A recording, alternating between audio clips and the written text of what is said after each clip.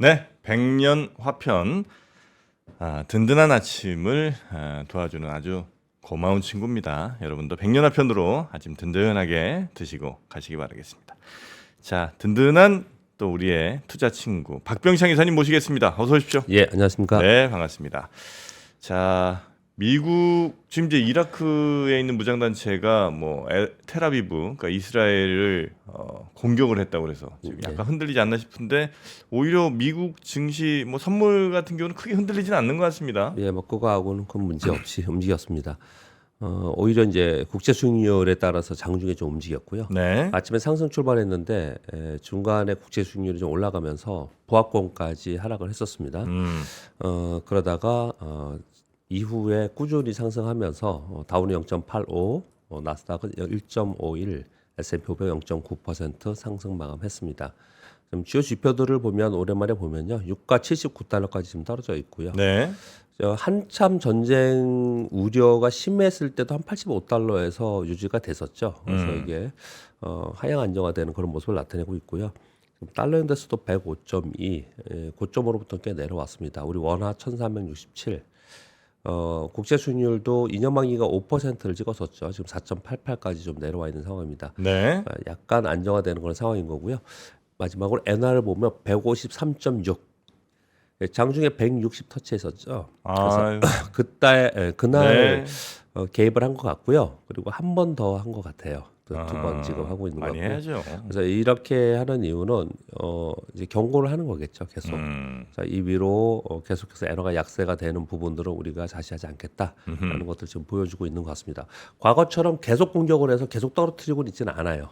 현재는 지금은. 근데 일정 부분 이제 튀어 오르면 계속해서 방어를 하고 있는 모습을 나타내고 있고. 그러니까 아래로 쭉 민다기보다는 그냥 올라오는 걸 쳐내는 정도. 예, 하지 마 이러는 거죠. 네. 여기 와서 너희들 마. 엔화 공격하지 마 뭐 이러는 거죠. 그래서 지금 153.6엔까지 하향 안정화 되어 있습니다. 전반적으로 조금 하향 안정화 되면서 이제 지수는 조금 올라가는 그런 모습을 나타냈고요. 걱정했던 부분은 미국 시장이 음봉 후에 그저께 직전일 날 올랐다가 내려왔어요. 그 FOMC 회의 발표한 날. 네. 그래서 윗꼬리 음봉이었거든요. 좋지 않은 상황이었는데 오늘 아침 끝난 시장은 반대로 아랫꼬리 양봉으로 끝났습니다. 그래서 윗꼬리가 달린 음봉이 있는데 다음 날은 아랫꼬리 달린 양봉을 만들면은 이 봉 해석을 할 때 두 개를 합치면서 해석하거든요. 그래요? 네, 합쳐놓고 해석을 해요. 그러면은 두 개 합쳐놓으면 어떻게 되죠? 비슷하겠죠. 윗꼬리가 있고 아랫꼬리. 아랫꼬리가 있고 음봉 양봉이니까 윗꼬리 아랫꼬리가 있는 그냥 보합이 된 버린 거예요. 그러니까 변동성만 있었다라는 위아래로. 걸로 그렇게 좀 보는 걸로 마감했습니다. 다행스럽게 끝난 겁니다. 전반적으로 올랐는데 이제 애플이 역할을 해준 겁니다. 과거에 애플이 시장을 살린 적이 몇 번 있었는데 요즘에는 계속 안 좋았습니다. 그런데 애플이 지금 상황에서 여기서 만약에 애플이 무너져 버렸으면 시장은 아마도 좀 더 기간적으로도 하락 조정을 보여야 되는 그런 상황이었습니다. 근데 애플이 실적 발표를 했는데 테슬라하고 비슷하게 생각하시면 될 것 같아요. 네. 이걸 이제 너무 또 오버해서 생각하지도 않았으면 좋겠는데 일단 먼저 말씀을 드리면 애플 실적이 좋지 않을 거라고 계속 얘기를 한 거잖아요. 아이폰이 전체 실적에서 약 반 정도 됩니다. 반 정도. 근데 아이폰 매출이 한 10% 감소를 했어요. 그러니까 당연히 눈높이가 굉장히 낮아져 있는 상태에서 시장 컨센서스보다는 높았다. 이렇게 얘기를 하는 거예요. 지난번에 그 테슬라에서도 테슬라 실적 발표할 때 테슬라가 향후에 지금 실적은 이렇지만 그리고 전기차 부분은 이렇지만 향후에 뭐를 한다. FSD 한다. 뭐 이러면서 막 15% 오르고 그랬잖아요. 네네네. 애플도 눈높이가 굉장히 낮아져 있는 상태였던 거예요. 그런 가운데 향후에 기대를 좀 하는 거죠. 몇 가지가 있었는데 첫 번째는 아이폰 매출이 전체적으로 10% 정도 감소했는데 중화권 중국에서 고전을 한다. 중국 때문에 안 좋다 이렇게 했잖아요. 네. 중화권 매출은 8% 감소했습니다. 그러니 야, 중국 때문에 애플 무너지는 건 아니구나라는 생각을 할 수가 있는 거고요. 이거보다 더 무너질 줄 알았는데. 전체가 10% 감소했는데 중국은 8% 감소했으니까. 그러니까 중국 때문에 우리 애플이 막 무너지는 아이폰이 무너지는 부분은 아니었구나라고 생각을 한다는 거죠. 그리고 애플 CEO가 이번에 1분기에 그랬는데 2분기에 지금 이제 한 달 지났잖아요. 네. 2분기에 직접 그런 언급을 했어요. 중국의 아이폰 매출이 늘어났다. 이렇게 표현을 했어요. 이제 그런 부분이 한 가지가 있었고요. 두 번째는 아이폰하고 아이패드, 뭐 워치, 뭐 이런 부분들이 웨어러블 장치들 네. 전체적으로 다 감소했어요. 근데 왜 이 컨센서스를 충족하는 매출과 실적이 나왔느냐? 당연히 서비스 부분에 큰 폭 증가한 거예요. 뭐. 이 서비스 부분이 전체의 이익의 과거에는 한 4위, 5위 정도 순위가 됐었거든요. 지금은 아이폰 다음으로 높아졌어요.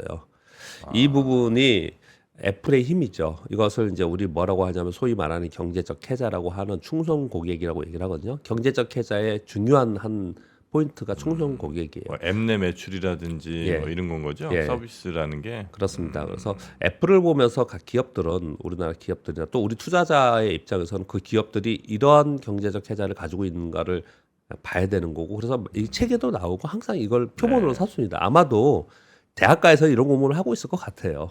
제가 만약에 대학을 다닌다면 제가 대학에 강단에서 나면 이런 거 가르칠 것 같아요. 요즘에 그 애플페이도 많이 쓰더라고요. 요즘에 예. 기기들도 보면 애플페이 되는 뭐 편의점은 다 되고 예, 그렇죠. 웬만한 가게들도 되는 가게들이 점점 늘어나고 해외도 됩니다. 해외도. 해외도 당연히 되고. 예, 해외도 되고 예, 그래요. 그래서 그런 부분들로 인해서 이제 그게 큰 폭으로 증가했다는 건데 이게 왜 그런가를 얘기를 하는 거예요. 지금 네, 제가 네, 말씀드리는 거는 선점의 효과와 충성 고객이에요. 그래서 테슬라를 좋아하시는 분들이 바로 그 점을 보는 겁니다. 선점의 효과와 충성 고객이 얼마큼 있느냐 이런 부분인데 저도 뭐 외부 강의 갈 때 있거든요. 네. 뭐 보험사나 뭐 증권사, 은행이나 이런 데 강의 갈 때가 있어요. 근데 우리나라 기업들 중에 선점의 효과와 충성 고객을 가지고 있는 기업들 그런 경제적 해자가 있는 기업이 있냐 그런 기업이 있으면 그런 기업에 투자를 해야 되는 장기 투자해야 되느냐 이런 얘기를 하는 거거든요. 우리나라에 찾기 어렵습니다. 예, 우리나라 그런 찾기 거 같네요, 어려워. 예, 진짜. 그게 굉장히 중요한 거다. 말씀 좀 어디 드리는 있지? 거예요. 그 비슷한 회사라도 뭐 하나 혹시 생각나시는 건 뭐 있어요? 비슷한데 있죠. 삼성전자, LG전자, 가전하고 아니 삼성전자, 예, LG. 가전하고 갤럭시 S도 많이 쓰니까요. 그런 부분이 아 있습니다. 근데 그 충성도가 갤럭시 S에 그렇게 높진 높지 않은 것 않죠. 같은데. 예, 아니, 그러니까 비슷하다고 표현하시니까 아. 제가 거의 없는데 비슷한 데라도 찾아본다면 없네 진짜. 예, 가전은 뭐 일단 가전은 있어요. 가전. 가전은 우리나라 가전 굉장히 선호하니까 이게 잘 만드는데 예. 진짜 이 삼성 냉장고에서 못 벗어나겠네. 이런 거는 없지 않나. 그렇죠. 근데 그게 굉장히 중요합니다. 그 설명을 드리는 거예요. 네네. 애플은 이제 그런 힘을 갖고 있기 네. 때문에 이런 실적 발표를 하는 겁니다. 근데 또 지금 시간에서 6% 이상 지금 방금 못 보고 왔는데 한 시간 전에 6.5% 정도 네, 한 7% 오르더라고요. 정도 오르는 것 같더라고요. 예, 그런데 이게 그 내용 중에는 이게 있는 거죠. 1,100억 달러의 자사주 매수. 이게 있는 거죠. 1,100억 달러면은 지금 환율로 따지면 150조 정도 되는 거죠. 150조의 자사주 대단합니다 진짜. 매수. 얘네들은 자사주 매수해가지고 들고 있지 않죠. 아, 미국은. 결국은 주주환원으로 소각을 하잖아요. 그래서 이거 대단한 거죠 정말. 이게 영향이 컸었고요. 그러니까 영향이 컸던 몇 가지 포인트만 지금 설명을 드리는 거예요. 또 한 가지는 네. 저도 이 내용을 자주 말씀을 드렸는데 애플이 계속 안 좋을 때 이 말씀을 드린 부분이에요. 일정 얘기 계속했잖아요. 네. 애플이 지금 뒤처진 건 AI가 온디바이스 AI에 대한 커멘트가 없었잖아요. 가이던스가 없었잖아요. 근데 이제 5월 7일 날 아이패드 나오고 네. 특히 그거보다는 6월 10일 날 할 애플 개발자 회의 있잖아요. 여기서 AI 관련된 뭐가 나오지 않을까 그걸 보고 가야 된다라고 우리 생각하고 있었잖아요. 근데 이번 실적 발표하면서 CEO가 이번에 기대하시라. 놀랄 만한 것을 발표한다. 이렇게 얘기를 하는 그래요? 거예요. 예, 그렇게 얘기를 했습니다. 그래서 이제 애플이 본장에서 2.2% 올랐고요. 지금 시간에서 6% 이상 오르면서 전체 시장에 큰 보탬이 되고 있습니다. 충성도 높은 해자 있는 그런 회사 하나 사람들이 찾아냈습니다. 어떤 거야? KTNG. TAT 담배요? 네, 담배 사람들 못 끊잖아요. 거기밖에 없잖아요. 우리나라 독점이잖아. 거의. 그건 대체제가 있잖아요. 대체제가 있나? 대체제가 없는 게 중요한 거죠. 대체제가 없는 것 같은데. 대체제가. 자, 여튼 네, 그러면서 미국 시장은 굉장히 또 좀 불안하다가 네. 좀 한숨을 돌리는 상황이 됐는데 그 와중에 이제 애플이 올라서 이걸 좀 길게 설명드린 이유는요. 네. 우리 시장에 영향이 굉장히 큽니다. 애플은 우리나라에 애플 밴더들이 많아요. 네. 그래서 애플 영향이 우리 시장에 상당히 옮길 개연성이 오늘 있다. 그렇게 보시면 좀 될 것 같습니다. 네. 자, 어제 우리 시장은 아침에 제가 걱정을 하면서 말씀을 드린 부분이 뭡니까? 우리 시장은 반도체의 부분의 내용 실적 발표한 거 보고 또 수출 데이터 보고 여러 가지 정황성 봤을 때 우리 시장은 괜찮다. 근데 미국이 꺾이는 걸 이것을 시장이 어떻게 반영되는지를 보자 이렇게 설명드렸죠. 제 집에 상당히 견조하게 잘 반영했습니다. 네. 반영했어요. 그래서 어제 코스피 0.3%뿐이 안 빠졌고요. 코스닥 0.17%. 즉 무슨 표현을 드리냐면 어제 삼성전자가 한 1% 정도 올랐죠. 네. 그리고 SK 하이닉스는 마이너스였다가 보합권에 마감을 했거든요. SK 하이닉스 뉴스는 좀 이따 드릴 거고요. 근데 이 삼성전자가 호실적 발표하고 비전도 좋게 발표를 했단 말이에요. 그럼 이제 그 영향을 반영이 돼야겠죠. 주가도 떨어진 상태니까. 네. 그리고 어제 외국인들이 강하게 들어오지는 않았지만 좀 들어왔습니다. 그런데 미국의 반도체가 필라델피아 반도체가 3% 일단 폭락을 해버렸잖아요. 그 전날에요. 네네네. 이걸 우리 시장이 극복할 거냐, 극복하지 못할 거냐. 요걸 어저께 아침에 계속 설명을 드린 거예요. 근데 어제 하루는 일단 상당히 견조하게 극복하면서 움직였습니다. 네. 그러면서 삼성전자가 상승을 하고 그래서 전반적으로는 삼성전자 상승하고 그랬지만은 분위기 자체는 그렇게 좋은 상황은 물론 아니었어요. 그렇지만 저는 표현을 하기를 견조한 흐름이었다. 상당히 양호했다라고 어제 시장을 바라보고 있습니다. 네, 그런 가운데 전력 설비 관련주들은 다 같이 오르지는 않고요. 이제 후발 중에서 이제 서로 차별화되면서 좀 네. 강세를 나타내고 있고요. 유리기판 테마 있잖아요. 그리고 폴더폰 테마는 여전히 강세입니다. 여전히 좀 강세이고요. 어제 굉장히 뜬금없이 네. 통신장비 섹터 종목들이 급등을 했어요. RFHIC, 와. KMW, 서진시스템, EOY. 추억의 이름들이다. 추억의 이름들이죠. 그래서 와. 제가 일부러 적어왔습니다. 이거. 제가 아시잖아요. 이거 엄청 들어갔던 거. 추억의 이름들이죠. 이거 어제 다 급등했어요. 그래요? 요즘에 이제 종목을 그대로 써오기가 참 애매하긴 한데 아마 저뿐이 아니고 이 증권회사에 계시는 분들 아마 대부분 그럴 텐데 예전에보다 훨씬 강화됐어요. 종목을 아예 얘기하지 말라. 아, 그래요? 근데 증권사 직원인데 시황 얘기하면서 종목 얘기 참 진짜 이렇게 자유롭게 방송하려면 증권업계에서 나와야지 될 것 같아요. 근데 아무튼 갑자기 불꽃 약간 화가 났어요. 그래서 제가 얘기하는 건데 종목을 거의 거론하지 않아야 되는 이제 상황까지 됐는데요. 아무튼 요거는 뭐 저희 손님도 없고 저도 없고 특별히 문제가 없어서 써왔는데 그리고 또 한 가지는 추억의 이름들이잖아요. 진짜 추억의 이름들이다. 네, 그래서 써왔습니다. 통신장비 섹터가 이제 강세였는데 이유가 하나가 있긴 있었습니다. 뭐냐면은 미국에서 파이 연구소의 통신장비 사용 불허 연방통신위원회에서 미국 연방통신위원회에서요. 이거 파이만이 아닌 다른 중국 기업에도 확대할 것이다. 이런 얘기가 좀 나와 있어요. 네. 이게 지금 파이 통신 장비는 굉장히 전 세계적으로 쓰이고 있는 거거든요. 네. 그래서 이런 부분들이 영향을 주지 않았나라고 생각을 합니다. 물론 개별 이슈는 있습니다. RFHIC도 있고 뭐 수주도 있고 있는데 전체적으로는 이런 영향을 받은 것 같고요. 이건 아무튼 테마나 섹터에서 움직임이고요. 전체적으로는 마이너스였지만 저는 선방했다. 상당히 견조한 하루였다. 이렇게 어제 시장을 좀 해석을 합니다. 네. 오늘 미국 실업률 발표합니다. 지금 연준은 뭐만 본다고 이제는요? 실업률하고 물가. 실업률. 예. 이제 실업률- 물가가 안 떨어지니까 실업률로. 이제 실업률을 본다. 네. 이게 이제 중요합니다. 오늘 실업률 발표가 있을 거고요. 엄청나게 고용이 좋은 실업률이 낮아졌다. 오히려 이러면 다음 주에 또 좋지 않다. 뭐 이런 좋지 않게 시장이 움직일 가능성이 있죠. 실업률 좋게 나오면 안 좋은 거죠 시장에는. 그렇죠. 네, 지금 볼 때 지금 그렇습니다. 참 희한한 시장입니다. 네. 근데 그 안에 뜯어보면은 그런 이유들이 다 있는 거죠. 그런 생각은 안 해봤었어요. 생각해보면은, 지금 미국 빅테크들 다 감원하잖아요. 네. 이건 요번에 한 게 아니고요. 이미 작년 말서부터 계속 하고 있죠. 예. 계속 감원하고 있습니다. 예. 근데 실업률은, 고용은 탄탄하고 왜 실업률은 그렇지? 그게 있잖아요. 그게 아마 이민자하고 그리고 고용의 분야에 따라서 잠깐 뭐 그 정도만 이거 뭐 길게 얘기할 얘기는 아니니까. 네네네네. 예, 그래서 이 실업률 안에 내용은 상당 부분 차별화가 심하고 그 안에서의 그 빈부차나 이런 것도 굉장히 심할 거라고 생각을 합니다. 네네네. 근데 여하튼 전체 실업률에서 그렇다는 거잖아요. 그러니까 이 질을 퀄리티를 봐야 된다 이런 말씀을 좀 드리려고 했던 거고요. 지금 이제 미국 시장은 여전히 뭐 지금 거의 빅테크 종목들은 애플을 마지막으로 실적 발표 거의 다 끝났고 엔비디아 이제 하나 남았는데 2월 23일 날 있습니다. 5월 23일 자꾸 2월이라 그러네요. 5월 23일 날 있고요.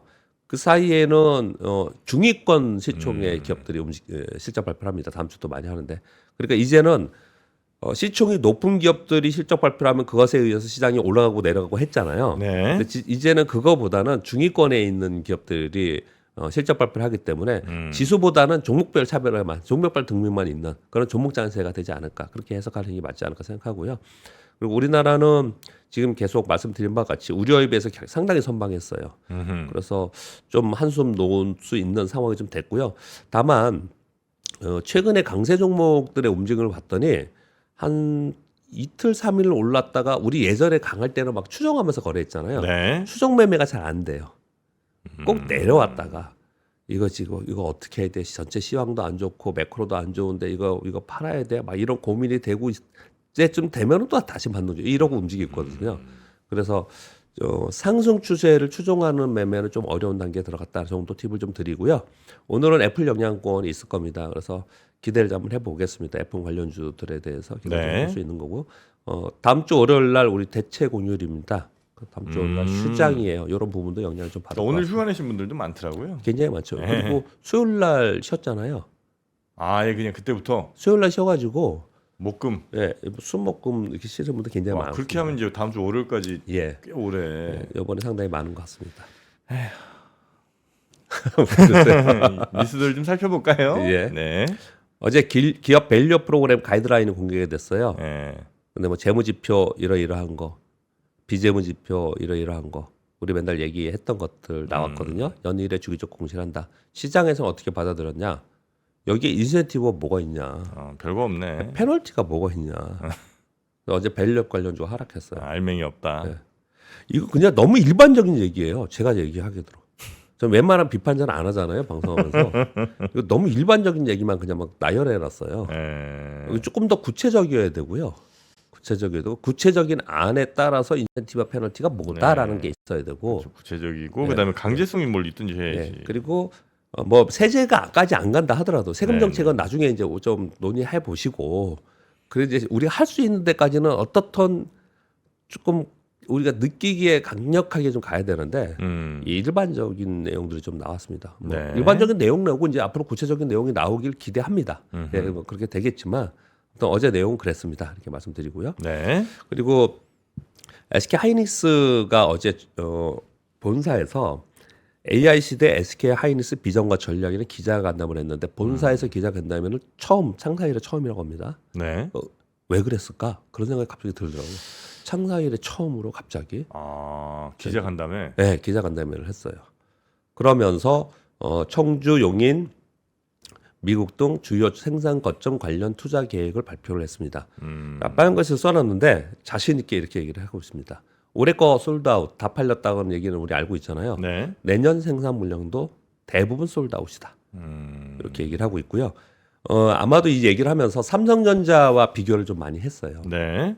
언급은 하지 않았지만 지난번에 그 12단 HBM 12단 있잖아요.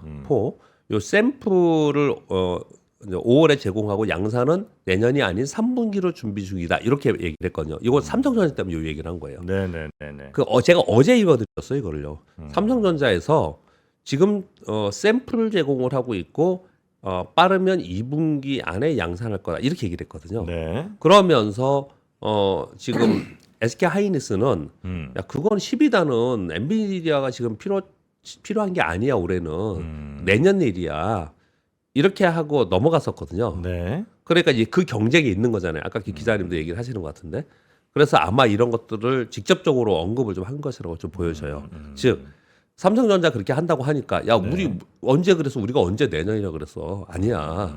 지금 샘플 이미 나가고 있고 12단도 우리 3분기 안에 지금 양산하려고 준비 중이야. 이런 코멘트가 좀 나왔고요. 네. 이제 그거는 이제 HBM 관련된 내용이니까 여러 차례 말씀을 드렸고요. 이제 이 직접적으로 기자간담회를 해가면서 대표이사가 직접 얘기한 거기 때문에 여기는 의미가 있다고 생각합니다. 현재 AI는 데이터 센터 중심이지만 향후 스마트폰, PC, 자동차 등의 온 디바이스 AI로 AI로 빠르게 확산될 것이다. AI에 특화된 초고속 고용량 저장력 메모리 수요는 폭발적으로 증가할 것이다. 그래서 낸드 쪽에 있었던 것들을 다 D램으로 바꾸면서 여기에 맞춰서 우리는 지금 생산을 할 것이다. 그 생산을 그만큼 늘려서 하는데도 불구하고 솔드아웃이다. 이런 얘기를 지금 하고 있는 거예요. 네네. 이 액면으로 보면 굉장히 좋은 내용이죠. 액면으로 보면요. 근데 특이하게 기자간담회를 해서 이런 내용을 어필을 했다라는 걸 좀 말씀을 드리고 있습니다. 어제 이것 때문에 그랬던 것 같아요. 어제 SK 하이닉스가 마이너스였었어요. 마이너스 3%인가 그랬었거든요. 네. 근데 오후 들어서 보합가까지 올라왔어요. 시장이 올라온 게 아니에요.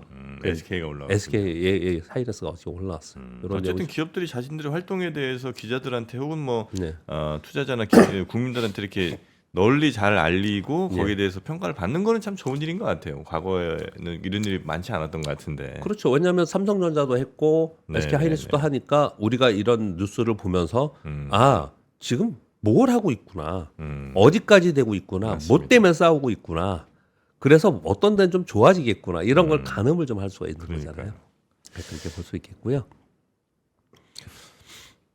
이 파주에 LG 디스플레이 대규모 단지 있는 거 아세요? 파주에 있죠. 파주에 저기 그 헤이리 마을 옆에 있는 네. 그 가는 길에 있잖아요. 유명하죠. 예. 네, 유명하잖아요. 거기에 있는 파주 LG 디스플레이 단지를 그 매입 그 소지를 LG U 플러스가 매입한다는 뉴스가 나왔습니다. LG U 플러스가 네. 왜? 그래서 제목이 이거예요. LG 그룹 디스플레이 대신 AI. 거기에다가 대규모 디스플레이 단지를 조성하려고 했던 거잖아요. 이미 이 대규모도 있고. 하고 있고. 예. 근데 거기에 그거 스톱. 거기에 데이터 센터 건설한다는 거예요. 아, 거기다. 그거는 그렇죠. 잘한 것 같은데. 그렇죠.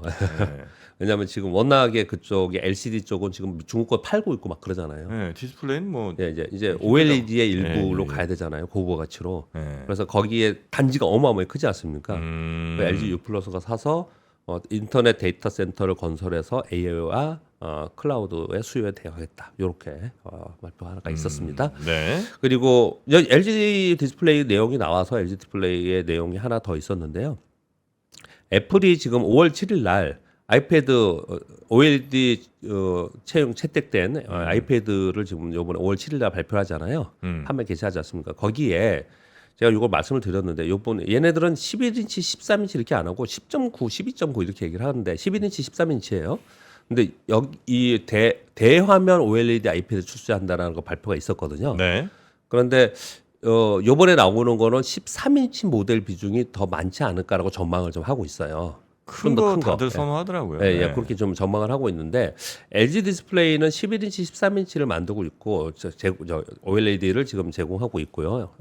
저기 애플에 삼성 디스플레이는 11인치를 양산해서 있거든요. 네. 그래서 요번에 13인치 모델 비중이 늘어나면 LG 디스플레이 쪽에는 좀 더 그 수혜가 있지 않을까 그런 뉴스가 좀 같이 나왔었어요. 이게 3번, 4번 뉴스가 그래서 그냥 같이 전해드립니다. 그리고 갤럭시 S24 있잖아요. 네. 저는 요거 전에 23을 사고 한 3개월 후에 입사가 나와가지고 못 바꾸고 있긴 하거든요. 못 네. 바꾸고 있는데요. 별 그런 개념 없이 그냥 뭐 좀 낡으면 바꾸고 뭐 이러는 거니까요. 저희는. 네. 근데 이제 이게 판매가 요번에 실적 발표할 때 갤럭시 S24가 굉장히 괜찮대요? 많이 팔렸어요. 좋다고 나왔잖아요. 이 구매자 절반의 이유를 물었더니 AI 때문에 교체했다라는 거예요. 그래요? 네, 그 서클 투 서치라고 하는 거 하고 네, 네. 그리고 실시간 통번역 이런 거 있잖아요. 근데 체감적으로도 이 갤럭시 S4를 떠나서요. 제가 쓰고 있는 것도 그렇고 우리 다 아는 거니까 얘기하면 뭐 팝하고 이런 거 있잖아요. 그거 저는 팝하고를 굉장히 많이 쓰는 편이거든요. 네네. 근데 그 번역이 예전보다 훨씬 좋아졌어요. 팝하고 번역이. 예, 예, 훨씬 좋아졌어요. 이 지금 갤럭시에 있는 이런 AI 기능에서도 번역 있잖아요. 네네네. 정말 좋아졌어요, 정말. 어. 예전에는 되게 말도 안 되게 해서 다 고치고 그랬었는데 맞아요. 제가 생각하기에는 요즘에는 웬만한 거는 번역 그대로 넣어도 될 정도로 이렇게 문맥이 이상하지 않을 정도로 좋아졌더라고요. 그래요? 그래서 우리가 AI 얘기하고 막 이랬지만 실제 체감할 때는 뭐 우리가 AI로 인한 체감을 뭐 많이 느끼는 거 별로 없잖아요. 네. 그런데 실제 생활에서는 우리 휴대폰에서 굉장히 많이 느낀 것 같아요. 느낌을 보면은 심지어 저런 거 있잖아요. 해외 가시면 중국어로 해서 음성으로 해서 서로 뭐 중국에 가면, 홍콩에 가면 그걸 해가지고 서로 네. 얘기하잖아요.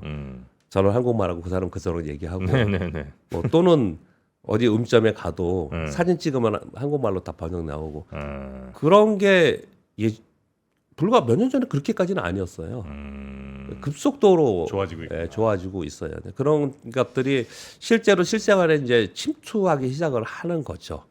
그래서 그런 침투력과 함께 네. 아마 우리가 투자할 기업들은 많이 그 안에 있을 거라고 생각이 들어요.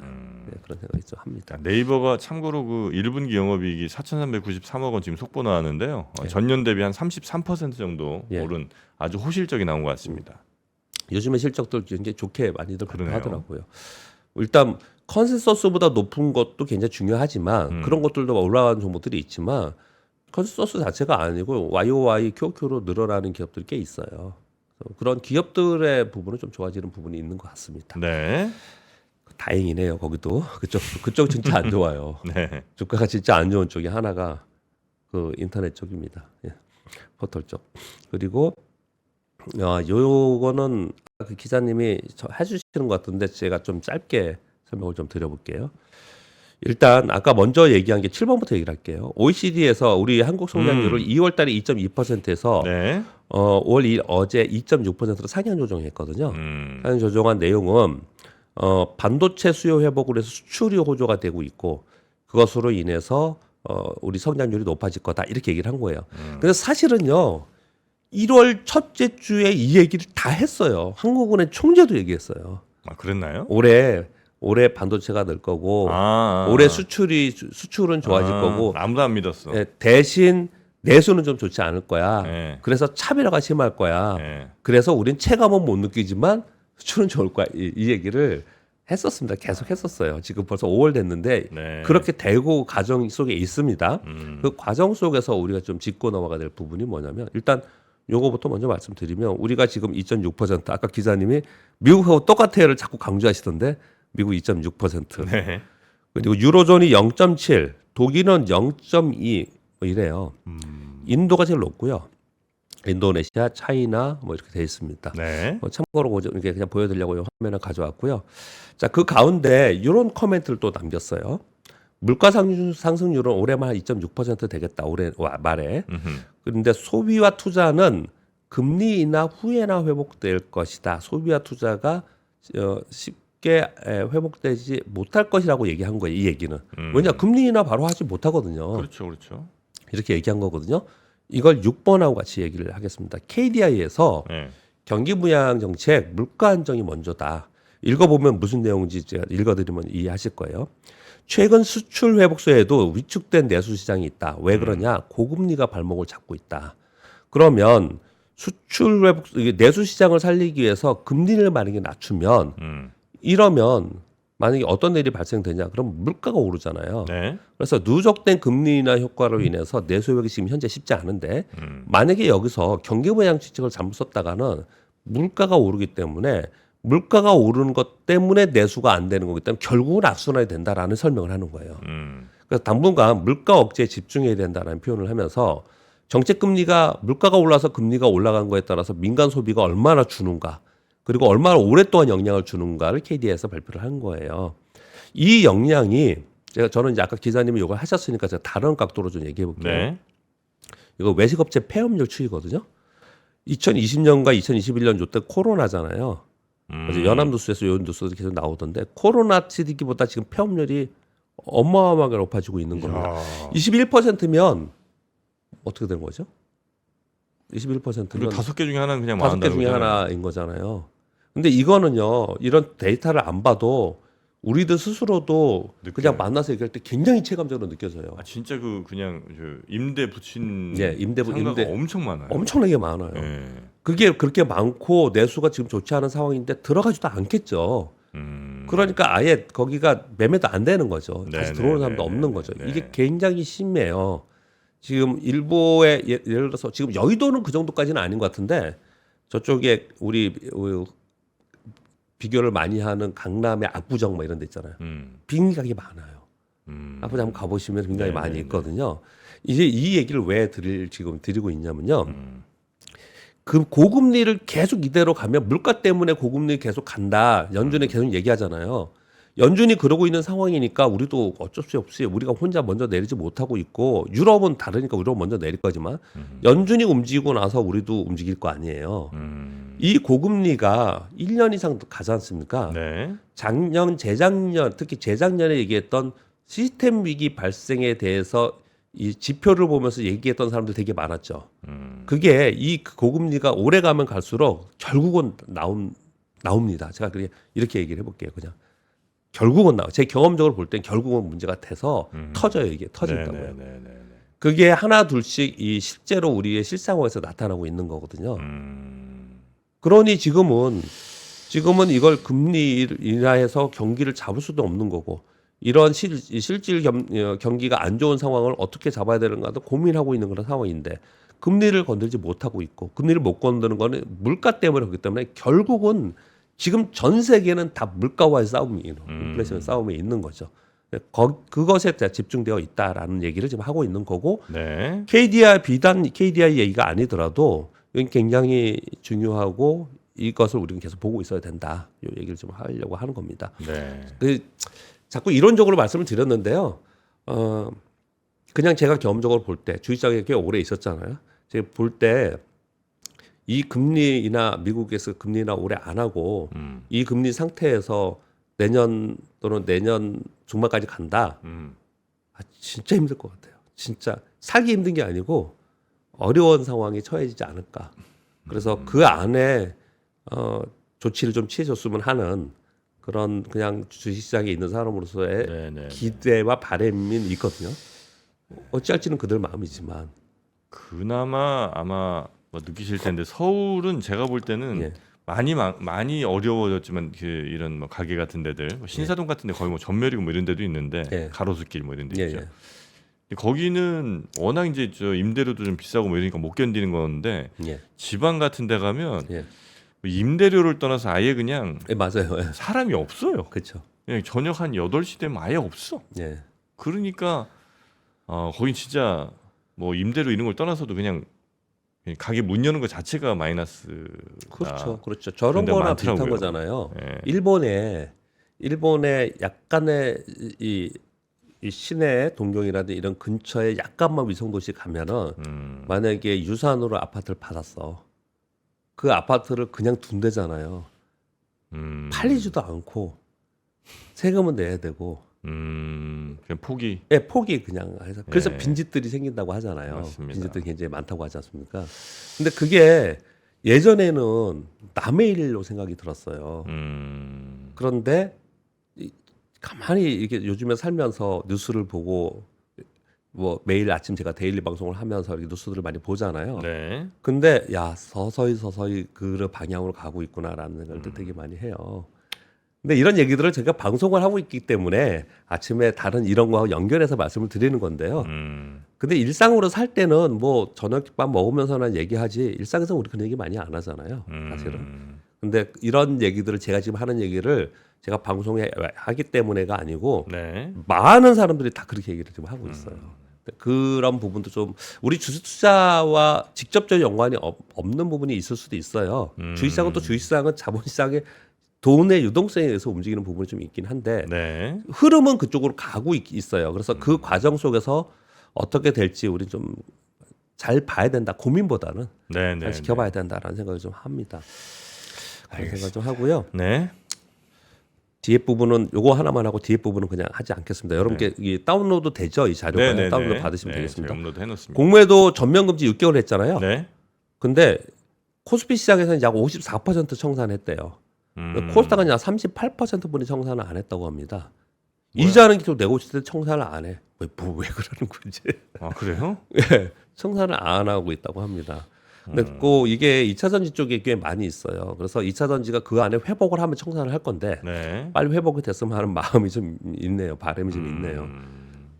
뭐 지금 청산 왜 이렇게 뿐이 안 하고 6개월이 지났는데 이자 계속 내고 있을 텐데 빌렸으니까 성사는 안 하고 있다는 그런 얘기를 하네요. 네. 뒤에 있는 자료는 여러분 다운로드 받았으면 좋겠는데 보는 방법만 좀 가르쳐 드릴게요.